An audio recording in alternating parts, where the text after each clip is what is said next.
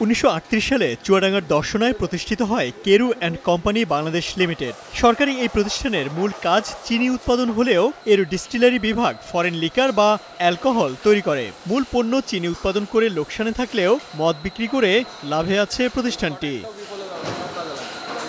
Carew and company Bangladesh লিমিটেডের আধুনিকায়নে 2012 সালে একটি প্রকল্প হাতে নেয় সরকার। মাত্র 2 বছর মেয়াদের এই আধুনিকায়ন প্রকল্প 13 বছরেও শেষ করা সম্ভব হয়নি। প্রকল্পটির প্রাথমিক বরাদ্দ ছিল 46 কোটি 57 লাখ টাকা, কিন্তু চলমান প্রকল্পে ইতিমধ্যে ব্যয় দ্বিগুণ ছাড়িয়ে 102 কোটি টাকা হলেও বাকি রয়ে গেছে অনেক গুরুত্বপূর্ণ কাজ। উত্তীর্ণ যন্ত্রাংশ পার্সপত্র দিয়ে বিএমআরই কাজ সম্পন্ন করলে আমার মনে হয় আগামী মাড়াই মৌসুম বা এই মৌসুম যে চালু করতে যাচ্ছে এটা সুন্দরভাবে সুসম্পন্ন বা চালু করতে পারবে না।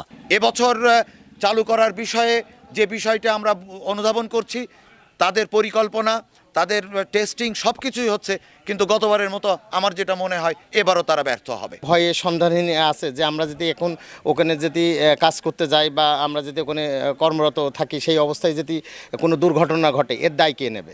বাংলাদেশের বৃহত্তম এই চিনিকলের আধুনিকায়নে বাংলাদেশ মেশিন টুলস ফ্যাক্টরির সঙ্গে চুক্তির পর প্রকল্পটির মূল কাজ শুরু হয় 2015 সালে। এরপর 2016 সালে শেষ হয় প্রথম পর্যায়ের কাজ। 2018 সালে প্রকল্পটি সংশোধনের প্রস্তাব অনুমোদিত হয়। এতে নতুন মিল হাউস, আধুনিক আরও একটি টারবাইন বসানো, সুগার জার স্থাপন, সুগার প্যান বসানো সহ কিছু বিষয় সংযোজন করা হয়। করোনার প্রাদুর্ভাব সহ নানা কারণে বন্ধ ছিল প্রকল্পের কাজ, যদিও ইতোমধ্যে 95% কাজ শেষ হয়েছে বলে জানান প্রকল্প পরিচালক।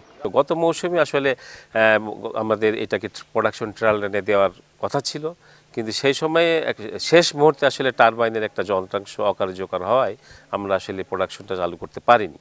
তো পরবর্তীতে 15, 16 এবং 17 মার্চ আমাদের ওয়াটার ট্রায়াল সম্পূর্ণ হওয়ার পরে কিছু ত্রুটি আমরা পাই, সেই ত্রুটিগুলো অলরেডি আমরা এখন সংশোধনে নিয়ে এসেছি। আগামী 5 ডিসেম্বর কেরুর আখমারাই মৌসুম শুরু হবে। এর মধ্যেই প্রকল্পের কাজ শেষ হবে বলে প্রত্যাশা প্রতিষ্ঠানটির এই কর্মকর্তার। 25-26 মারাই মৌসুমে এই নতুন মিল হাউস এবং বয়লার দিয়ে আমরা মিলটা চালু করতে পারবো। আমরা আশাবাদী, যদি আমরা এই মিল চালু করতে পারি, নতুন মিল হাউস এবং বয়লার, তাহলে আমাদের প্রসেস লস কিছুটা কমে যাবে। আমরাও কাজের গতি দেখছি গতবারের চেয়ে এবারে বেশি। আমরা আশা করছি যে তারা কাজটা আমাদের 5 ডিসেম্বরের আগে সমাপ্ত করতে পারবে ইনশাল্লাহ। প্রকল্পের কাজ শেষ হলে কেরুর উৎপাদন বাড়বে দ্বিগুণ। লোকসানে থাকা চিনি ইউনিটও লাভজনক হবে বলে মনে করেন সংশ্লিষ্টরা। Desk report, star news.